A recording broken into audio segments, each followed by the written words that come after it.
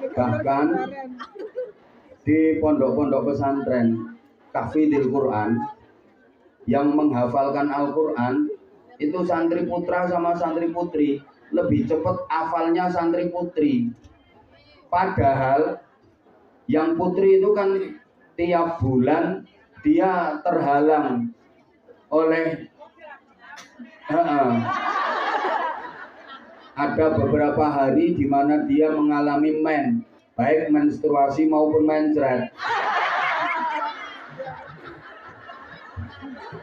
Nah yang putra kan enggak ada tapi nyatanya hafalan Quran itu lebih cepat santri putri daripada santri putra. Dan sekarang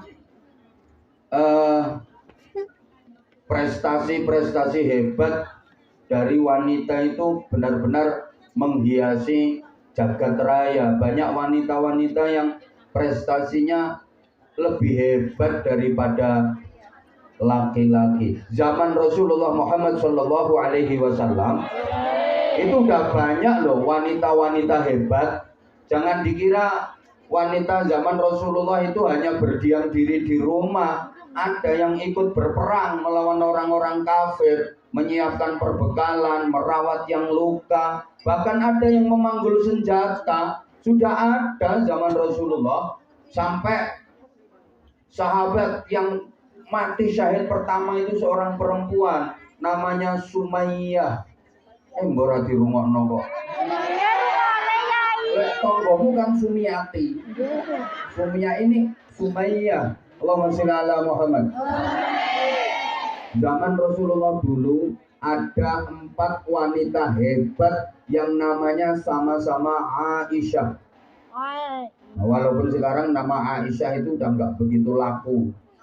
Nama Aisyah, Fatimah, Khadijah, Saudah, Romelah, Juwairiyah, kapayu saiki ku Arsyila, Meisya, kita Leni Rafia.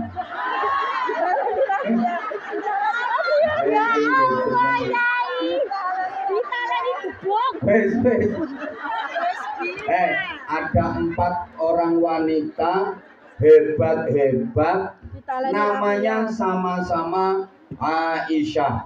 Pertama, Aisyah binti Abi Bakr Siddiq radhiyallahu taala anhuma. Allahumma sholli ala Muhammad. Sayyidah Aisyah putrine Sayyidina Abu Bakar Siddiq, Ummul Mukminin, garwanipun Kanjeng Nabi.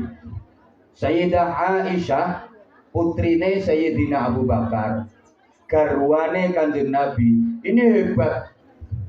Wanita yang sangat pinter, cerdas, intelektual. Halo. Banyak meriwayatkan hadis, intelektual, pemikirannya brilian, cerdas, pointer, solihah, akhlaknya api, ayu. Jadi udah cerdas, pinter, berakhlak mulia, solihah, ahli ibadah, cantik pula. Ada nggak ya kira-kira di sini yang seperti ini? Coba angkat tangan.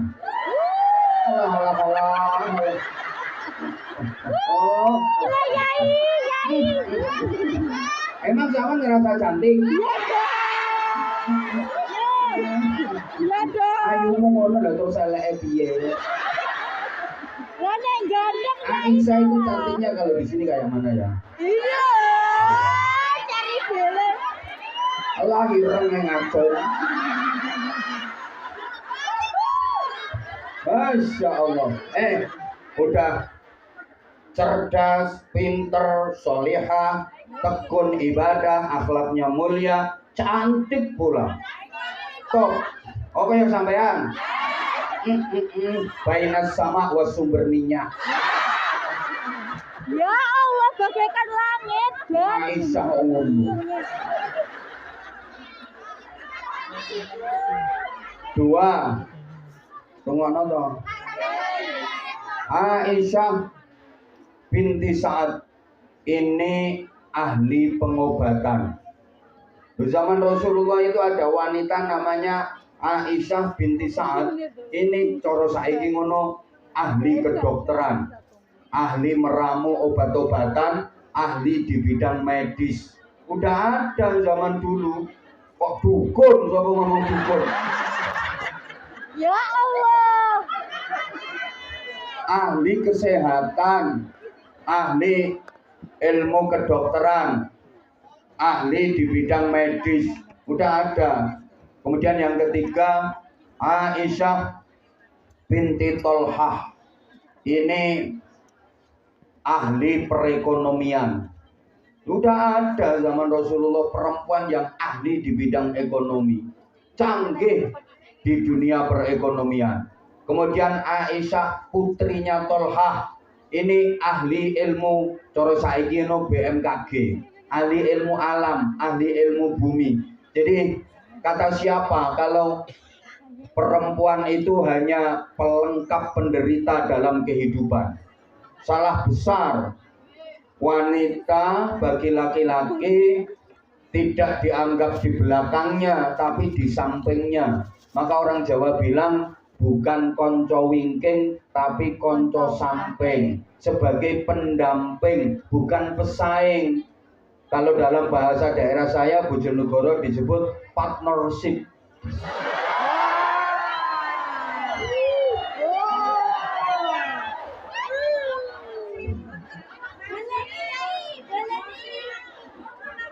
Konco samping bukan konco wingking. Yang maaf duduk sama rendah, berdiri sama tinggi dengan laki-laki. Jadi kalau konco wingking itu kan cuma urusan sumur, dapur, kasur. Bareng sumur, dapur, kasur. Masak, macak, manak. Bareng kelan, kalen,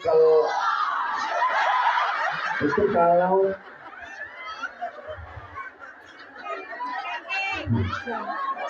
konco wingking, tapi enggak konco samping. Makanya wanita diciptakan dari tulang rusuk laki-laki yang letaknya di tengah-tengah tubuh. Tidak diciptakan dari tulang kepala untuk disunggi-sunggi, dipundi-pundi, diujo-ujo, enggak. Tapi juga tidak diciptakan dari tulang kaki untuk diinjak-injak sama laki-laki. Tulung. Apalagi tulang tulung, kayak penggaweanmu. Udah, wes kok. Udah ya. Ini karena sebagai makhluk sosial, saya ulang, sebagai makhluk sosial, wanita banyak mendapatkan pahala dari nilai sosial. Ibadah-ibadah sosial itu ibadah yang menghasilkan banyak pahala bagi wanita. Tentu di samping ibadah-ibadah muamalah, golek ganjaran, wong lanang ambek wong wedok gampang, wong wedok asli. Andaikan dulu di alam rahim saya disuruh pilih, kamu milih jenis kelamin laki-laki atau perempuan, mungkin saya milih perempuan saja. Kenapa? Dulu di alam rahim, saya kira wis kadung kok. Loh, bener. Coba. Ibadah mahdoh itu lebih hebat wanita loh daripada laki-laki. Lebih kuat wong wedok ibadahnya timbang wong lanang. Sholatnya lebih rajin perempuan daripada laki-laki. Baca Qur'annya juga lebih rajin perempuan daripada laki-laki. Zikir, wiridan, sholawatan lebih kuat wong wedok daripada wong lanang. Di mana-mana setiap saya ceramah, itu di majelis-majelis itu banyak perempuannya daripada lanangnya. Lo bener. Lah niki loro ta. Leno kene orang ngomong. Udah. Kayak gini aja ya. Sampean berangkat dari rumah sampai ke sini, walaupun itu rumah majikan tapi mbok akoni omahku, mbahku, anakku. Lek mau ngeden yo kapan? Itu wis kadung yo. Setiap satu langkah dihapus dosanya, diangkat derajatnya. Masya Allah. Nah ini tadi berapa langkah? Apalagi sampeyan itu nggak dihitung dari rumah majikan, tapi dihitung dari rumah sampeyan Indonesia. Masya Allah. Enggak. Ya Allah. Sampeyan ngaji di sini ki sing omahe Malang Kromengan kaya iki.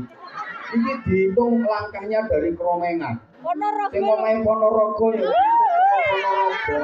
Sing omahe Wonosobo dihitung teko Wonosobo. Sing omahe Blitar ya dihitung teko Blitar. Tulungagung, Trenggalek, Lampung. Udah, ya. Makanya Magetan. terus toh nggak ada kata terlambat. Sampai kalau dari Indonesia ke Hongkong sini jangan hanya niat cari cuan, jangan hanya niat cari duit saja, niat ngaji juga, boleh bojo. Boten. Mbok sak karepmu. Jadi omongi kok gini loh, gini Mbak.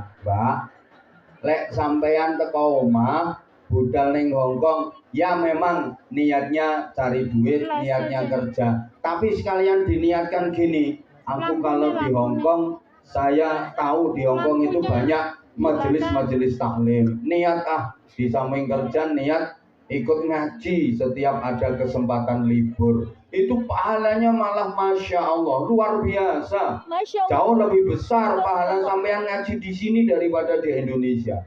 Lah nek ngaji ning Indonesia iki sawayah-wayah iso di banyak tempat ada, terus ngaji di sini nih sampean di tengah-tengah kesibukan kerja, terus bayar, jajal. Tapi nek ketemu yai. Ada kesempatan infak macam-macam. Subhanallah. Ini luar biasa nek sampean ikhlas gak kakean cangkem. Kadang ada kok jamaah yang kayak gitu. Apa ini? Ya pengajian juga tolong sesi ini niate ngaji to bisnis. Sik to rungokno. Gini le. Mbok. Iku kok tak terangno ya, sebentar ya. Habis ini. Allahumma sholli ala Muhammad. Apalagi dari muamalah yang namanya ibadah sosial. Iya.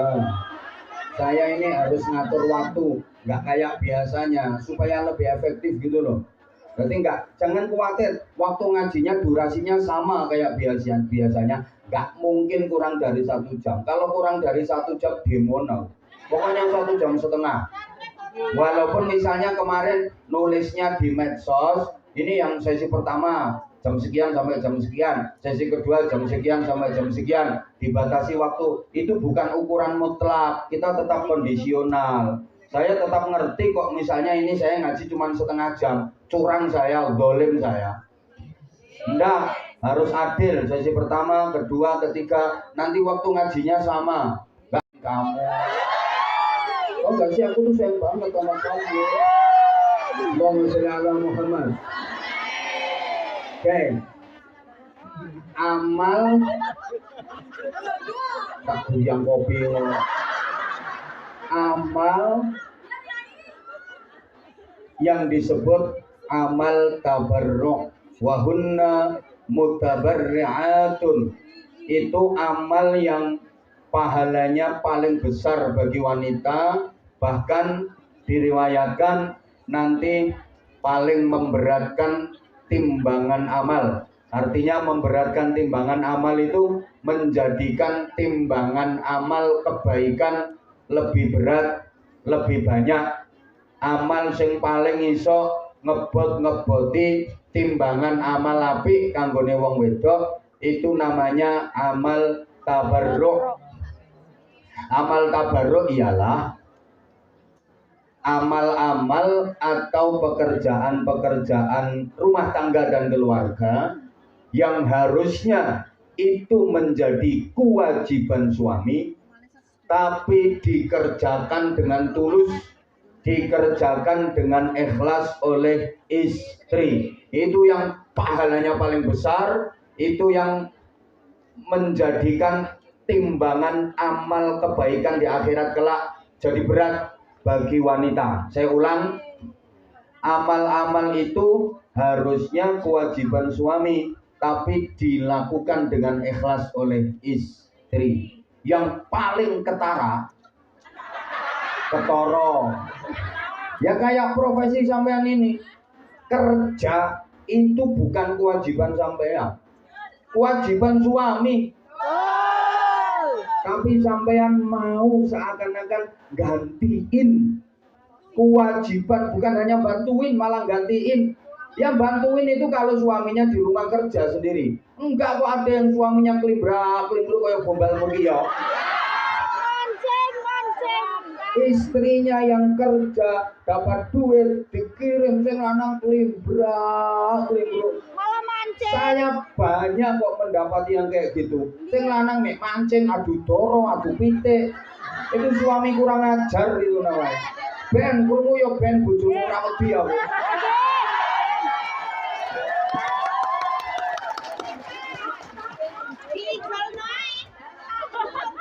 Yang kalau dia baik, kirimannya sampean ditabung, disimpan, dikembangkan, dibikin usaha apa-apa. Kadang malah duitnya dientek-entekno. Apa maneh ning omah gendaan. Ada yang suaminya kayak gitu? Catet jenenge sapa kok didongakno bareng-bareng sik cepet mah. Mari. Mati tuh. Mari kelakuane. Dongomu kok jahat. Udah. Ini masya Allah loh. Kalau sampean ikhlas, sampean kerja yang harusnya sampean tulang rusuk tapi berubah jadi tulang punggung. Masya Allah.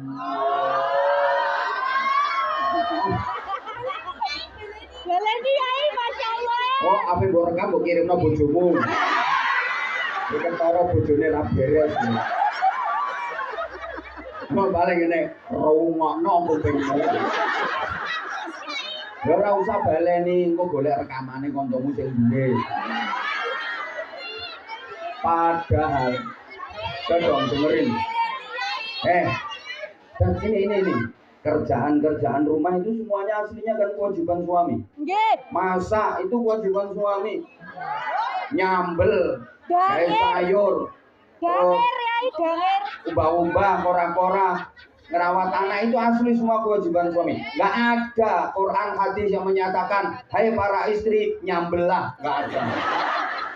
Hai para istri umbah-umbahlah, ngepellah, nggak ada. Loh bener, itu aslinya kewajiban suami. Tapi para istri mau melakukan pekerjaan-pekerjaan itu dengan tulus, dengan ikhlas, itu yang pahalanya besar. Sehingga nyapu aja di rumah, nyapu di rumah sendiri, itu pahalanya kayak nyapu di Masjid Nabawi. Masya Allah. Mulane nek omahmu resik yo blekono sampah.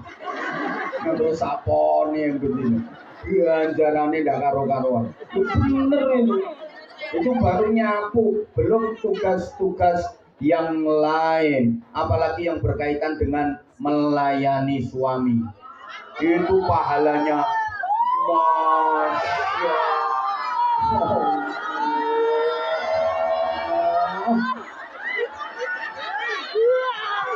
Kebahagiaan. Di antara tanda orang yang beruntung, tandane wong sing bejo donya akhirat, kuwi anake akeh sing wedok timbangane sing lanang. Saya tidak bermaksud untuk mengarani bahwa anak laki-laki itu jelek, enggak. Tapi ini tanda orang beruntung, tandane wong bejo donya akhirat kuwi anake luwih akeh lanange timbang wedoke. Kalau zaman jahiliyah, anak perempuan itu dianggap simbol kesengsaraan dan kesialan. Tapi dalam Islam justru anak perempuan itu adalah simbol keberuntungan dan kebahagiaan. Allahumma sholli ala Muhammad. Bahkan ada hadis yang menyatakan di antara tanda ahli surga itu anaknya lebih banyak yang perempuan daripada yang laki-laki. Ini anakmu yang laki-laki nggak usah diganti jenis kelaminnya ya. Nanti mau operasi kelamin. Itu tanda betapa Islam sangat mengangkat harkat derajat wanita. Dan Nabi berpesan, rumah toh, tanah kahu, tanah salu. Di antara tujuannya nikah disuruh bikin anak sebanyak-banyaknya. Karena Rasulullah nanti akan bangga-banggaan banyak-banyak anak dengan nabi-nabi yang lain. Tuh, makanya maaf-maaf kiai-kiai itu anaknya akeh-akeh. Soalnya sarungan. Sarung itu kan praktis, elastis, ekonomis, isis wal gelis. Lah aku rambutnya diparingi. Ya makanya ini satunya sarungan, satunya celanaan. Kalau sarung mau kesasar urung. Masa pakai sarung mau karaokean? Acup, nggak pantas. Masa pakai sarung mangku purel? Nggak pantas. Pakai sarung ke night club? Nggak pantas. Minimal kencing sambil duduk. Kan kalau sarung pena disingkap seret, doprok, tir. Nek celone ono, celanya ada cacatnya. Jarang loh pakai celana kok kencing duduk itu jarang. Sing akeh yang begagah. Ngadeg, direk sret, dibrosotno srot, tuh. Kadang-kadang ndak cewok. Berarti cewoknya pakai obat, maksudnya obat abit. Itu kalau celana, lek celana itu nguyuhe ngadeg itu. Saya maaf. Saya kalau lagi di konten di toilet di bandara itu, dan saya lihat yang pakai celana itu ya kencingnya sambil ngaduk semua, apalagi di toilet yang terbuka itu. Saya nggak bisa kok, tapi orang-orang itu bisa. Nguyuh sambil ngaduk terus delok wae pinggirku. Kok bisa gitu loh? Nah itu kan tempatnya terbuka. Yo ketok kok nyawang wae pinggire kan. Dah. Kamu yang doa ya. Kan jam 12, ini baru setengah 12 kan? Nah iya makanya tadi saya dikasih waktu sampai jam 12. Insya Allah kalau jam 12 saya belum berhenti, udah semuanya tak usir semua sama saya.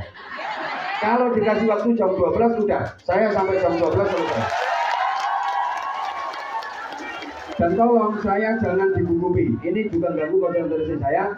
Jamaah juga begitu. Nanti kalau saya suruh buyar harus buyar. Kasih kesempatan yang di luar. Kita sama-sama pengertian.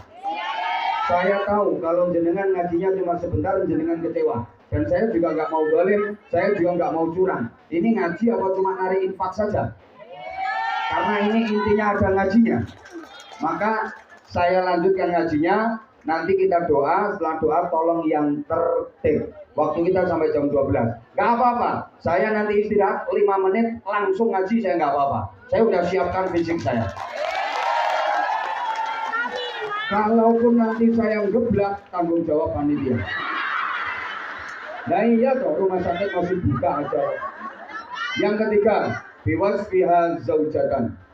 Wanita sebagai istri. Yang keempat, biwasfiha umman. Wanita sebagai ibu. Tolong perhatikan, ini nanti insya Allah saya sampaikan lagi kalau ada kesempatan. Sebagai istri, wanita mendampingi suami, taat kepada suami, bersama-sama dengan suami, memperjuangkan kebahagiaan fid dini wa dunya wal akhirah dengan target fid dunya hasanah wa fil akhirati hasanah. Hum wa azwajuhum fi dhilalin 'alal araiki muttaqiun. Mereka dan istri-istrinya berada di surga, merasakan kenikmatan sekeluarga, suami, istri dan anak-anaknya. Tentu kita berharap mudah-mudahan kita semua menjenengan bersama sang suami tercinta, bersama anak-anak dan seluruh keluarga menjadi penghuni-penghuni surganya Allah. Untuk itu sampean sebagai istri, wanita sebagai istri, tugas utamanya 6M. Berapa? 6M. Sekali lagi berapa? 6M. Diingat-ingat dan dihafalkan. Apa itu 6M? Perhatikan. Melumah, mengkurep, melebu, metu, melek, merem. Ayo bareng. Melumah, mengkurep, melebu, metu, melek, merem. Sekali lagi. Melumah, nanti kalau ditelepon suaminya atau siapa yang di rumah, loh kamu baru dari mana? Habis pengajian. Yang ceramah siapa? Anwar Zahid. Ngajinya apa? 6M. Melumah, melebu, metu, melek. Pertama, istri harus pintar melumah. Artinya rumah itu terbuka, jangan sampai ada yang ditutup-tutupin dengan suami. Jangan sampai ada yang ditutup-tutupin nama suami. Jangan main selintut-selintutan. Ada rahasia-rahasiaan dengan suami, apalagi ada main dengan orang lain. Dosa besar. Harus terbuka. Duit kalau masih ada bilang ada, kalau udah nggak ada baru bilang nggak ada. Biasanya kan nggak, duit belanja masih ada bilangnya udah habis. Ada nggak yang kayak gitu? Ada.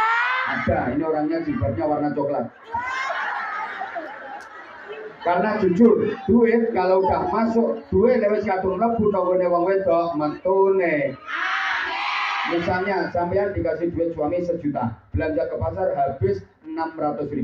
Itu kembaliannya yang 400.000 balik napa mboten?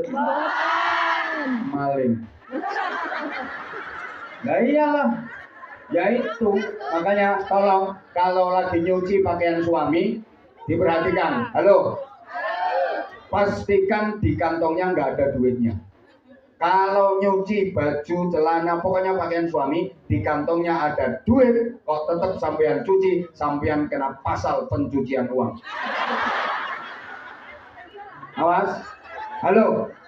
Kalau duitnya diambil terus dipek, sampean kena pasal penggelapan. Kalau duitnya diambil, dipakai beli bakso macam-macam, sampean kena pasal penghilangan barang bukti. Kalau duitnya dibiarkan di situ, halo, terus diambil setelah dicuci, sampean kena pasal berlapis. Kalau taunya duit udah dicuci dan duitnya hancur, sampean kena pasal perusakan lambang negara. Karena di situ ada simbol burung garudanya. Tapi kalau duit itu diambil, diserahkan lagi kepada suami, itulah sampean istri solehah. Insya Allah yai. Yang kedua, mengkurep, artinya mengkurep itu menutup aib suami. Jangan sampai aibnya suami disebar. Elek bojo dicerita-ceritano. Enten apa boten?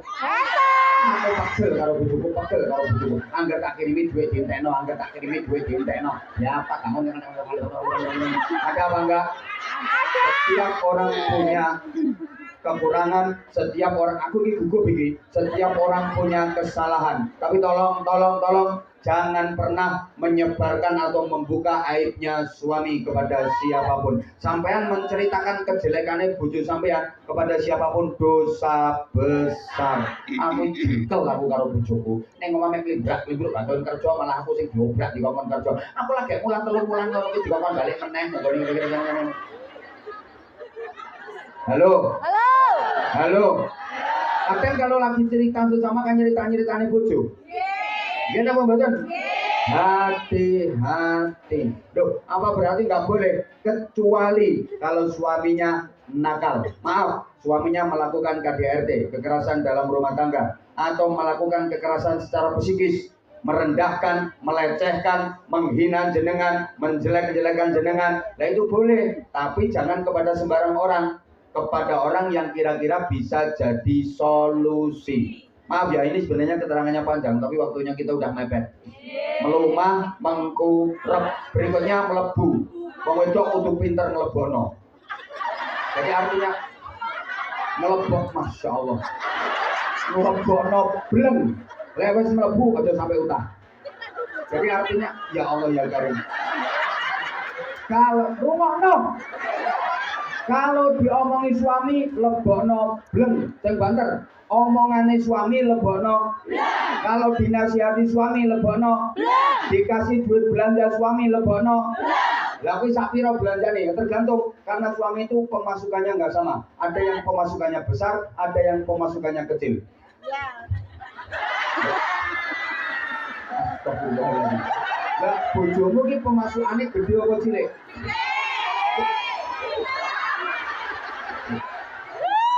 Astagfirullahaladzim. Soalnya ini podo-podo manuk. Astagfirullahaladzim. Sayapnya 2, tapi ndoke ora podo. Nek manuk gagak ndoke gede. Nek manuk emprit ndoke cilik. Lah bojomu ki ndoke gede apa cilik? Lho ireng nek cilik yo emprit. Ireng-ireng. Enggak semua yang ireng gagak. Kalau emprit jangan dipaksa ngendok supaya ndoke gagak. Bobol. Kalau penghasilannya kecil, jangan menuntut belanja lebih. Kalau penghasilannya kecil, paham? Makanya istri harus tahu ndoknya suami itu besar apa kecil. Pendapatan suami cuma 5 juta kok, jalur kono gelang mulai kene sampai tekan kene, dolim itu namanya. Itu melebu, metu artinya mengatur pengeluaran, pemasukan dan pengeluaran harus sesuai gitu, pengeluaran dan pemasukan. Melek dari kebaikan suami, merem dari kejelekan suami. Melek dari kelebihannya, merem dari kekurangannya. Jadi lihat kelebihannya, jangan memperbesar kekurangannya. Karena ingat, setiap kita punya kekurangan. Dikira kalau udah jadi kiai ini terus apik tok gak ana eleke. Banter itu lek muni prek kurang banter. Yang kompak ya prek gitu ya. Setelah saya bareng prek gitu ya. Dikira kalau suami udah jadi kiai terus baik semua, nggak ada jeleknya. Matur suwun. Loh, saya ini kejelekannya yang banyak, sakingannya sama nggak tahu. Yang tahu siapa? Ya istri saya. Istriku rosa apa-apaku. Makanya saya suruh ceramah di hadapan wanita puluhan ribu wani aku, tapi suruh ceramah di hadapan bojoku rawan. Rawani udah ngerti apa-apaku. Lagi ngambek, duduk kamu. Tak ceramai, assalamualaikum. Saya ngomong salam belum selesai prek tinggal nyingkir. Makanya kalau istriku nggak tertarik sama ceramahku. Kan biasanya ada tetangga nyetel ceramahku yang radio pop banter. Aku nunggu lewat dengarku ceramah apa? Ceramah apa? Ngono kok disenengi wong akeh. Ngono kok disenengi wong akeh. Ceramah apa? Aku ya wek mesem, sing penting laris. Ya yang ngomong istri saya diem, tapi nek saya ngomong lambemu tak takui ya Mbak. Ya yang ngomong istri saya diem. Lalu istri saya itu nggak tertarik sama ceramah saya. Ceramah apa? Malah kadang kalau ada kiai ngaji, dia habis ikut ngaji muslimatan apa-apa gitu terus ketemu saya terus ngomong, "Ah, kiai mau cerita ngene. Aku harus ngomong ngono ke dia. Nek sama sing ngomong ya seje. Nek sama sing ngomong ya seje. Padahal yo penak aku lho keterangannya. Ya kadek cerita kiai mau lho Bang ngomong ngene. Aku harus ngomong ngono ke dia, malah kuwi tiru aku kuwi. Kono ngono. Keterangane lho penak aku. Ya nek sama sing ngomong ya seje.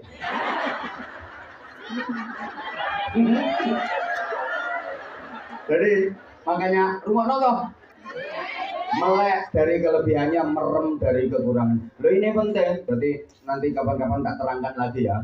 Jadi insya Allah Kak, saya itu sempat kayak gini. Kalau itu bisa, ya Allah. Bukan hanya sampai kaken ini. Jujur, saya pernah lihat ada pasangan suami istri yang udah agak sepuh berangkat ke masjid sholat berjamaah, runtung. Aku sempat ngomong, Mbah, kula niki iri kalian jenengan. Lah napa to, Gus? Lah sing diiri niku napane?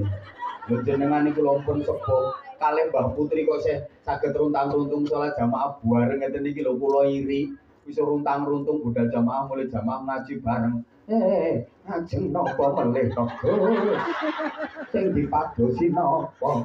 Nggih muga-muga kula niki kalih bae kok niki saged mlebu swarga bareng. Amin.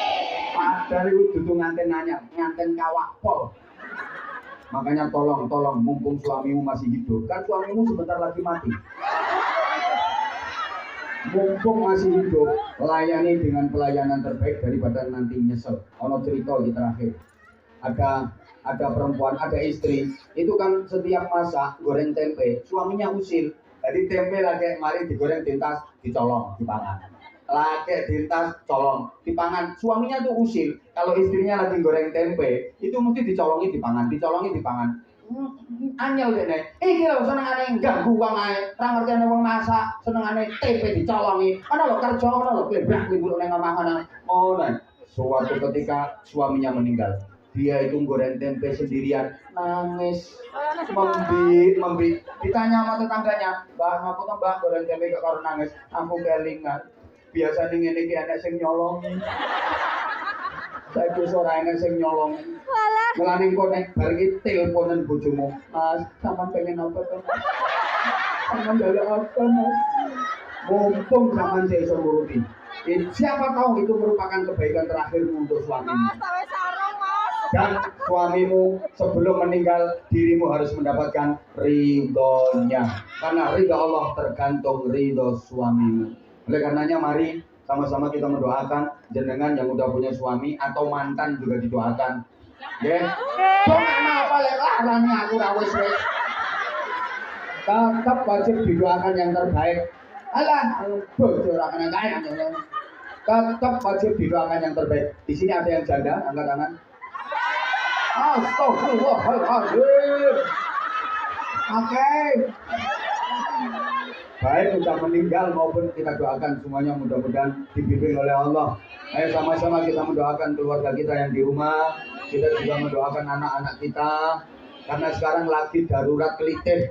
Anak-anak kita ini di Indonesia di beberapa daerah lagi darurat, ada gangster, itu isinya anak kecil-kecil, anak usia SMP, SMA, bawa senjata tajam nakut-nakuti orang, bahkan ada yang bacok macam-macam. Ya Allah, itu kebanyakan anak-anak yang broken home, anak-anak yang kurang perhatian dari orang tua. Maka tolong jenengan tetap dipantau anak-anaknya, di samping tentu didoakan terus. Tolong anak-anaknya yang di rumah dipantau, ayahnya disuruh ngawat-ngawati betul. Dan yang paling selamat menurut saya, pondoknya nang pesantren, insya Allah aman.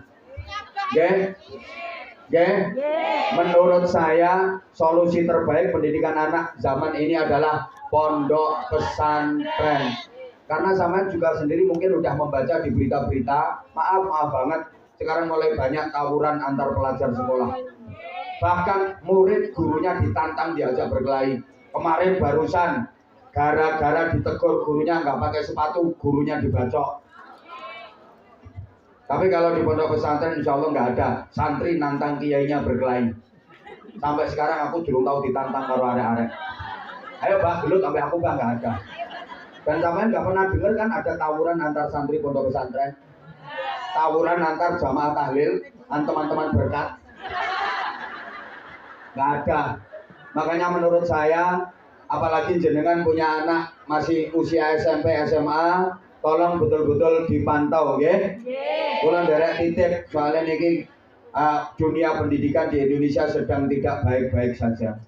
Darurat kenakalan remaja, masya Allah. Saya juga sering disambati sama polisi-polisi itu, diajak kerjasamanya untuk mengendalikan anak-anak muda. Di antara solusinya adalah di pondok pesantren. Bukan berarti sekolah-sekolah di luar pondok pesantren itu jelek, enggak. Tapi ya kasus-kasus seperti itu sangat memprihatinkan. Karena apa? Menurut saya itu karena pendidikan agamanya yang kurang, karena pendidikan akhlak dan moralnya yang kurang. Sehingga kalau paling bagus jenengan kerja di luar negeri kayak gini, ya anak-anaknya taruh di pondok pesantren. Beruntunglah yang penjenengan putra-putrinya mau mondok di pesantren. Wis ora usah nakal-nakale lek nang pondok pesantren, tetap dipantau oleh pengurusnya, guru-gurunya, kiainya dan bunyainya. Minimal akhlaknya terpantau dengan baik. Minimal itu. Mudah-mudahan putra-putrinya jenengan mau dipondokkan. Amin. Ya sekolah, ya pondok. Ngoten nggih? Ayo bareng-bareng kita baca suratul Fatihah untuk mereka, untuk orang tua kita, mbah-mbah kita, keluarga kita, semuanya. Kita doakan mudah-mudahan dibimbing oleh Allah, dijaga oleh Allah dalam keadaan yang selalu baik-baik saja, dalam keadaan kuat imannya, dalam keadaan rajin ibadahnya, dalam keadaan istiqamah keluarganya, istiqamah imannya. Mudah-mudahan semuanya diberkahi dan diselamatkan Allah Subhanahu wa taala. Al-Fatihah. A'udzubillahi minasyaitonirrajim. Bismillahirrahmanirrahim. Alhamdulillahirabbil alamin arrahmanir rahim maliki yaumiddin. Iyyaka na'budu wa iyyaka nasta'in ihdinas siratal mustaqim. Shiratal ladzina an'amta 'alaihim ghairil maghdubi 'alaihim waladdallin. Rabbighfirli wa liwalidayya wa lil mu'minina amin ya rabbal alamin. Astaghfirullah rabbal baraya. Astaghfirullah minal khataya. Rabbi zidni ilman nafi'an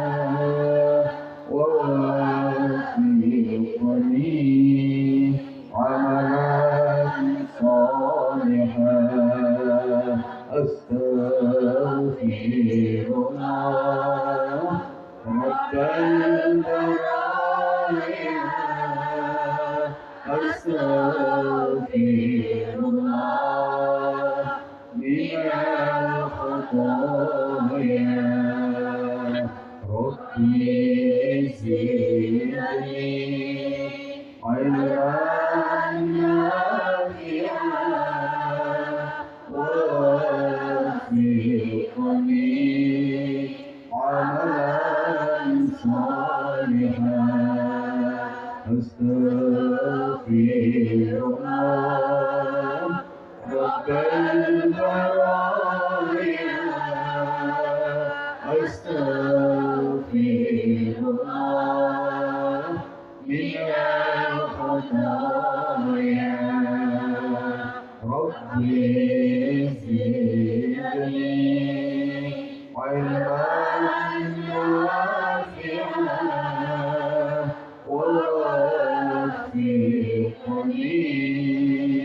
عملا صالحا. اللهم صل على سيدنا محمد وعلى آله وسلم وبارك تبارك وتعالى في رسول الله اللهم صل على ولوالدينا وارحمهم كما ربونا صغارا ربنا ظلمنا أنفسنا وإن لم تغفر لنا وترحمنا لنكونن من الخاسرين. اللهم إنا نسألك الصحة والعافية والسلامة والعفو والمعافاة الدائمة في الدين والدنيا والآخرة.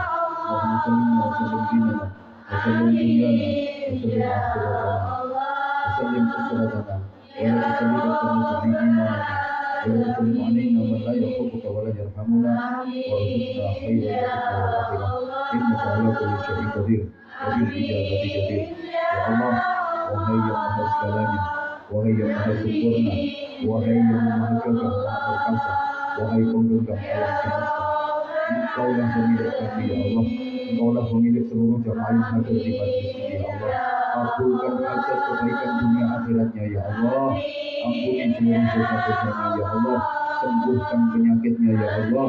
Mudahkan urusannya ya Allah.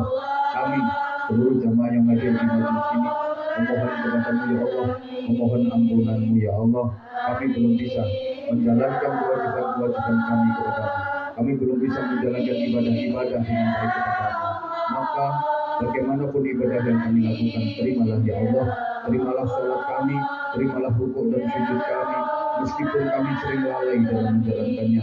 Terimalah zikir kami, meskipun kami sangat kurang dalam melakukannya.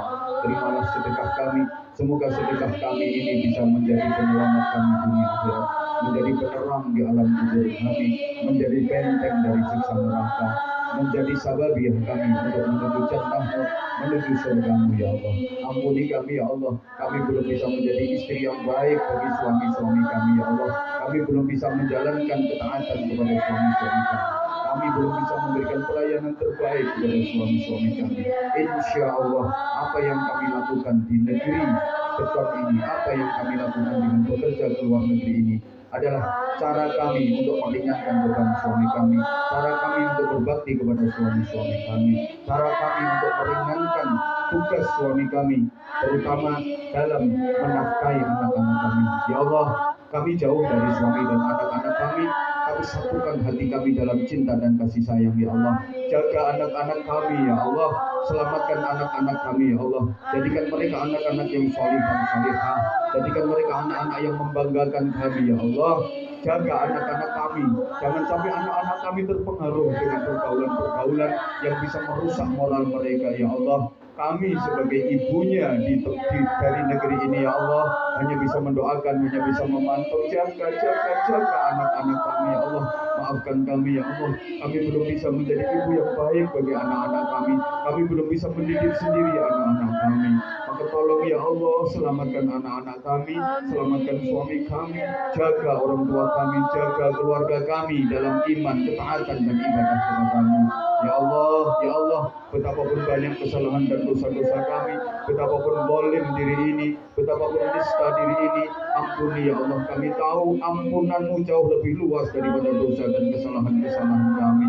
berikanlah kepada kami kebaikan di dunia, berikanlah kepada kami kebaikan di akhirat, jaga kami dari siksa neraka.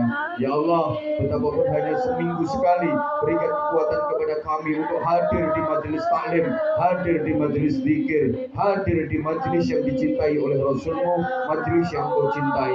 Ya Allah, jadikanlah amal kami ngaji hari ini, sedekah hari ini, amal yang Kau banggakan, amal yang menjadi penyelamat kami, amal yang Kau terima, amal yang membawa keberkahan buat kami. Ya Allah, ampuni kami, ampuni kedua orang tua kami, ampuni anak-anak kami, ampuni seluruh keluarga kami. Ya Allah, selamatkan kami dunia dan akhirat. Rabbana atina fid dunya hasanah wa fil akhirati hasanah wa qina adzabannar wa qina adzabannar wa qina adzabannar wa adkhilnal jannata ma'al abrar bi rahmatika wa fadlika ya aziz ya ghaffar ya halim ya satar ya rabbal alamin.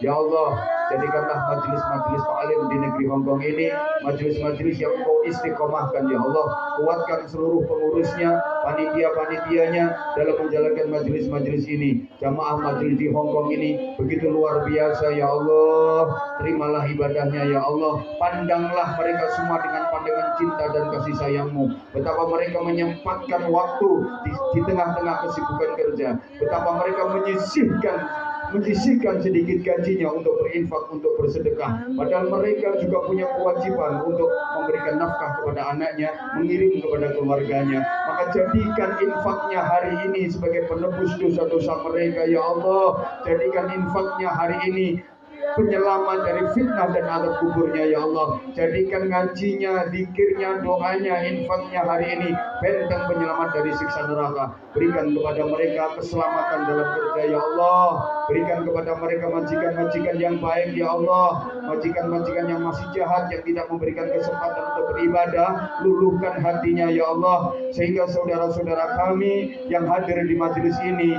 dapat menjalankan ibadah dengan baik, dapat mengabdi kepadamu dengan baik, menjalankan pekerjaannya dengan baik. Ya Allah, terimalah apapun yang menjadi amal dari seluruh jamaah yang hadir di majelis ini. Istiqomahkan ya Allah, istiqomahkan dan berikan kekuatan untuk bisa hadir di majelis-majelis ilmu yang dilaksanakan di negeri ini, agar mereka tetap mendapatkan keberkahan dalam hidupnya, selamat di dunia dan akhiratnya. Rabbana taqabbal minna innaka antas samiul alim wa tub alaina ya maulana innaka antat tawwabur rahim. Wa sallallahu ala khairil khalqi sayyidina Muhammadin wa alihi washabihi wasallam walhamdulillahi rabbil alamin.